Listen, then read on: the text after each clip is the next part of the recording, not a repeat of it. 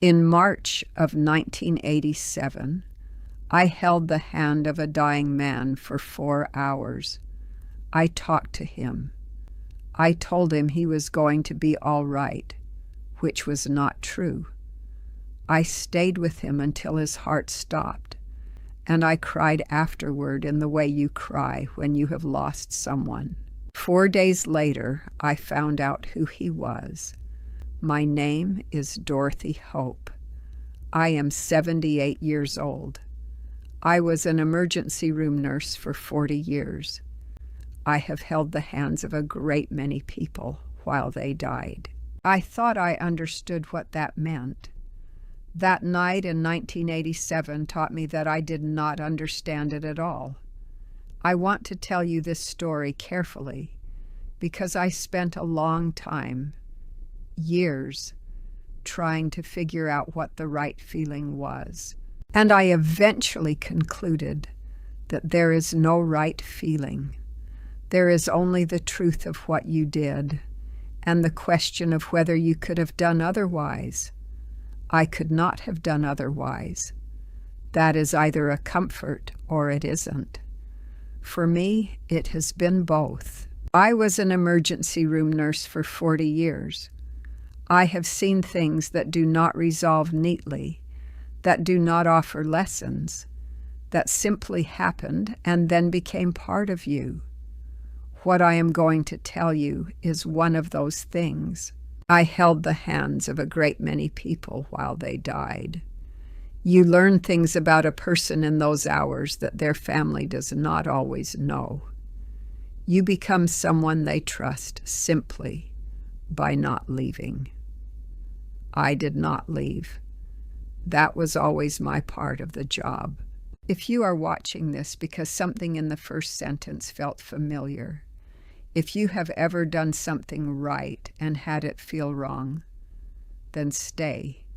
This is for you. Everything I have to say is for people who have had to decide what the right thing was without knowing all the facts. This is Baltimore, 1952. I am 7 years old. My father took this photograph on a Sunday.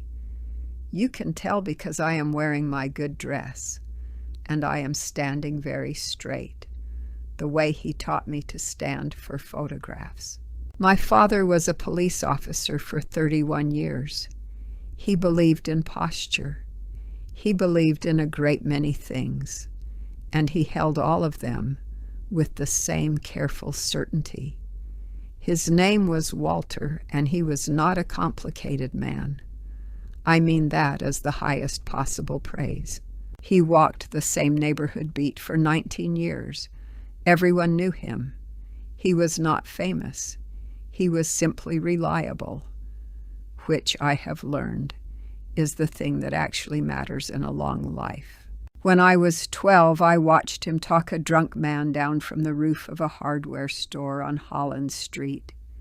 He just talked to him, quietly, for 40 minutes. He did not rush. He did not raise his voice. The man sat down and cried. My father came home for dinner and did not mention it.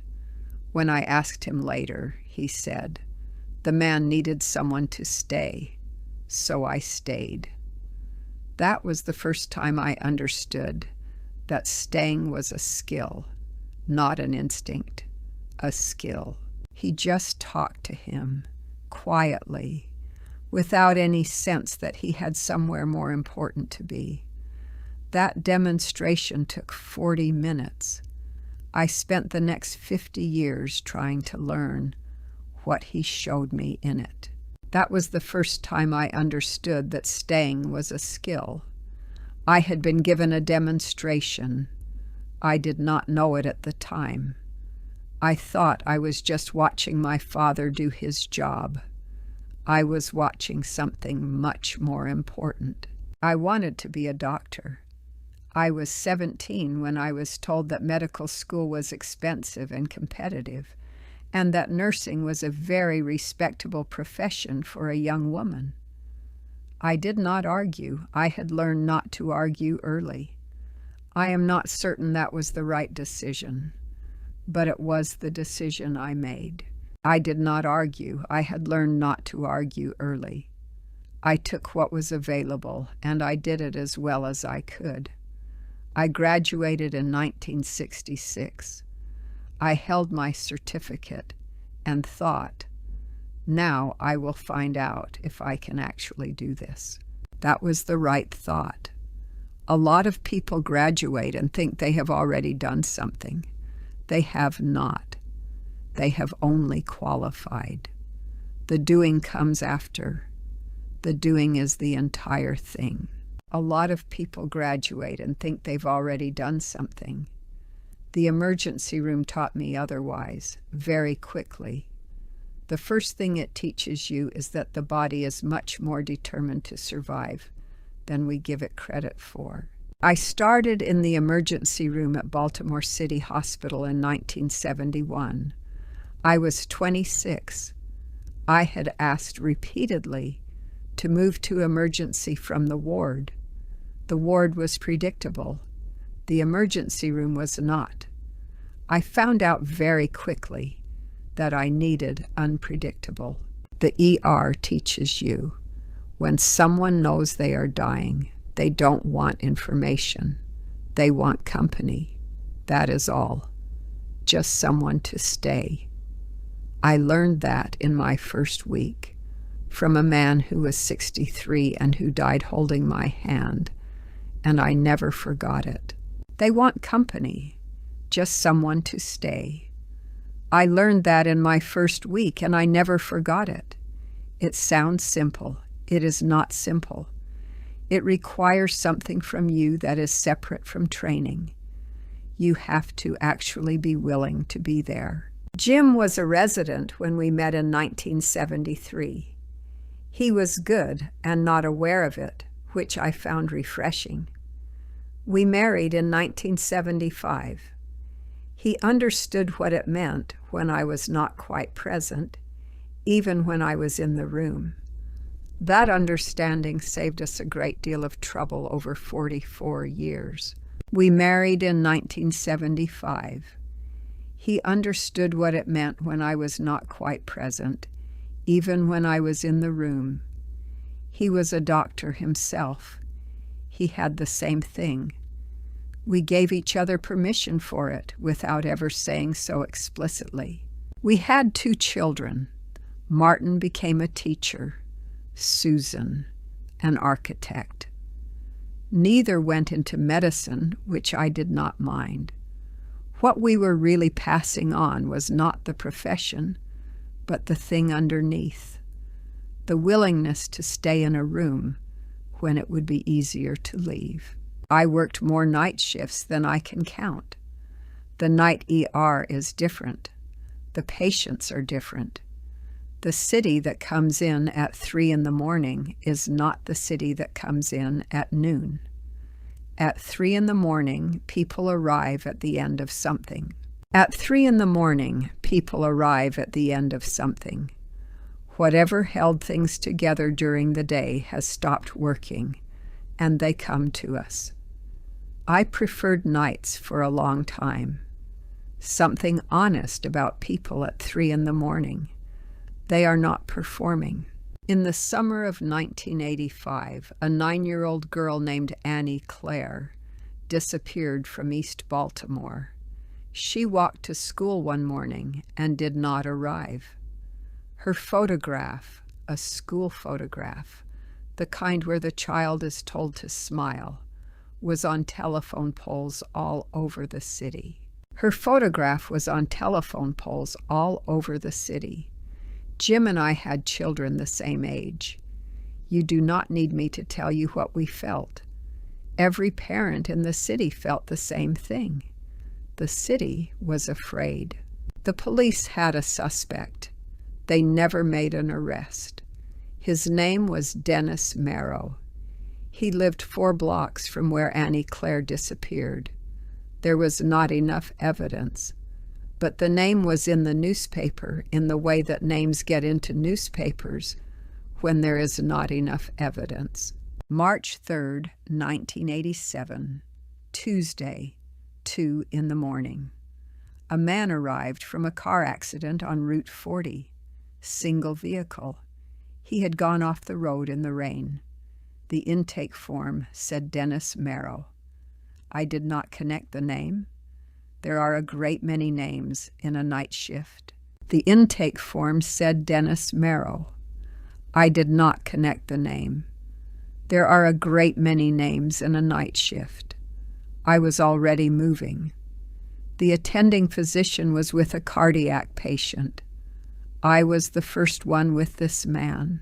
He was conscious. He was frightened. He was not a large man. He looked older than 43. He grabbed my wrist when I leaned in, and he said, "Don't go." I said, "I'm not going anywhere," and I meant it.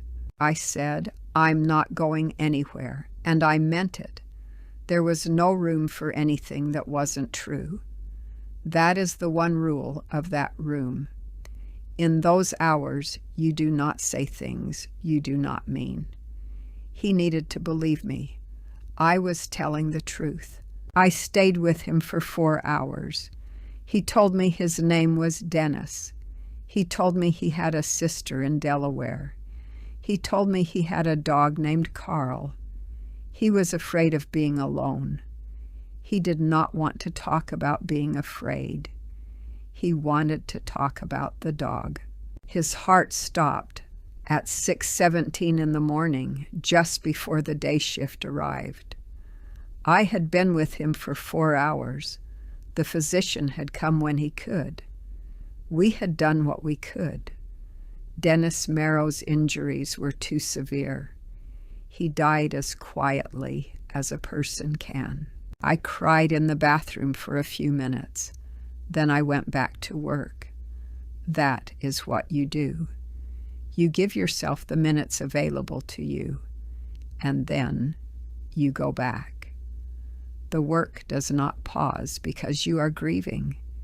You learn to grieve in pieces. 4 days later, hospital cafeteria. A colleague from administration was reading the newspaper. She slid it across the table and said, "Did you see this?" I had not seen it. I was eating lunch. I was thinking about nothing particular. The headline, "Suspect in Annie Claire disappearance dies." Below it, a photograph. I recognized the face. I put down my fork. I did not pick it up again. Something shifted. Not right away.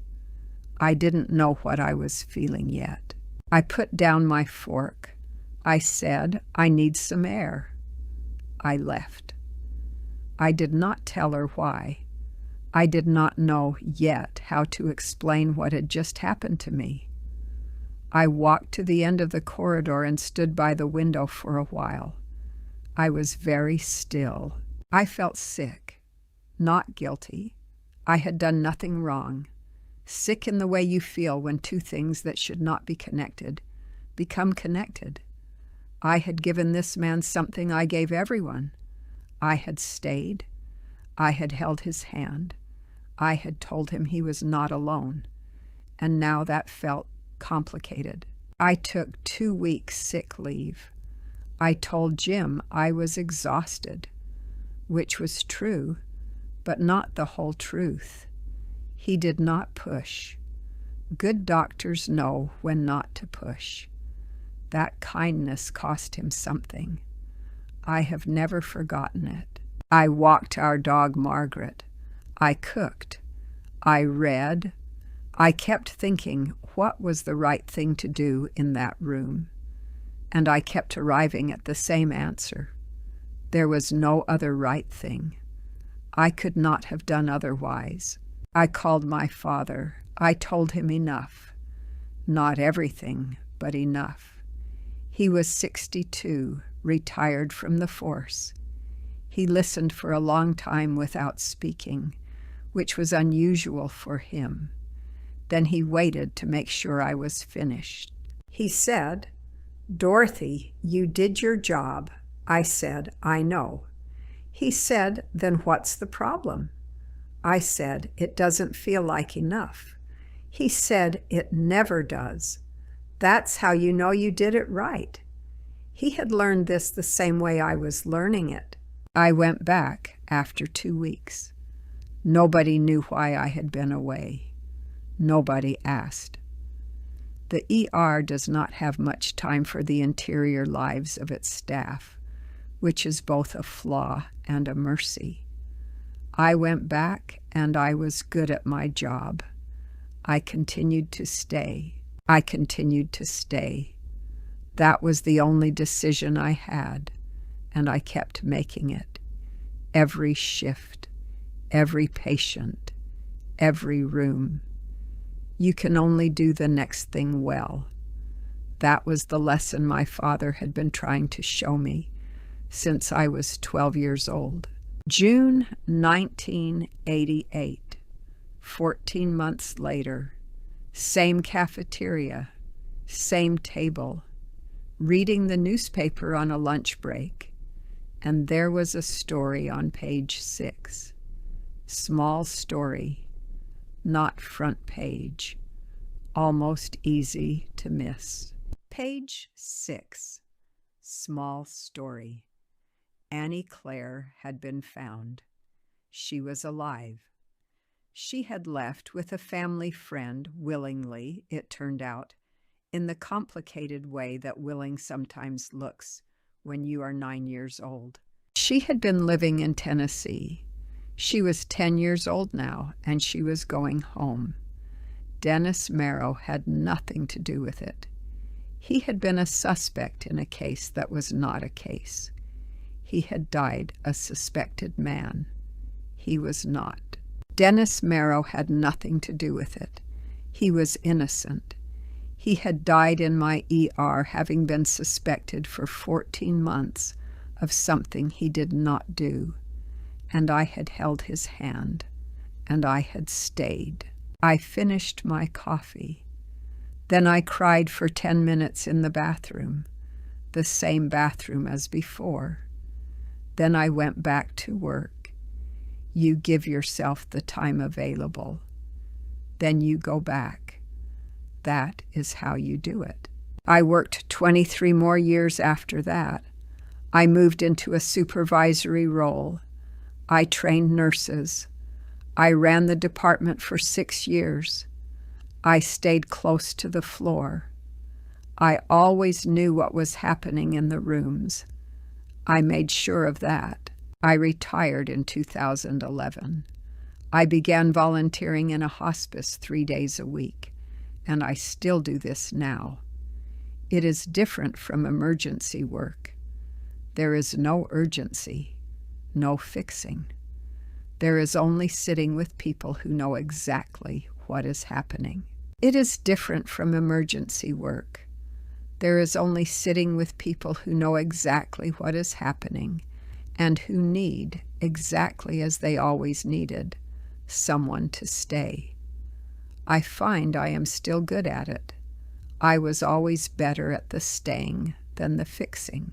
Jim died in 2019, at home on a Tuesday afternoon in October. I was with him. I held his hand. I stayed until the end, and I stayed afterward for a while, because the afterward is also part of it. He was a very good man. He would have said, "Keep busy." He would have been right. I kept going to the hospice. I kept sitting with people in their last hours. It is the only thing I know how to do that feels equal to what is required. The thing that mattered most was almost never the thing I had been trained to do. The training was important. Please understand that the training matters enormously, but the thing that mattered most was the willingness to be in the room, to not look for the exit. The thing that mattered most was the willingness to be in the room, to not look for the exit, to stay. If there is a lesson, perhaps it is that. The staying is the thing. Everything else is technique, and technique can be taught. The staying has to be decided. My name is Dorothy Hope. I am 78 years old. I held the hand of a dying man in 1987, and I have thought about it nearly every year since. I would do it again, because that is what you are supposed to do when someone is alone and afraid. You stay.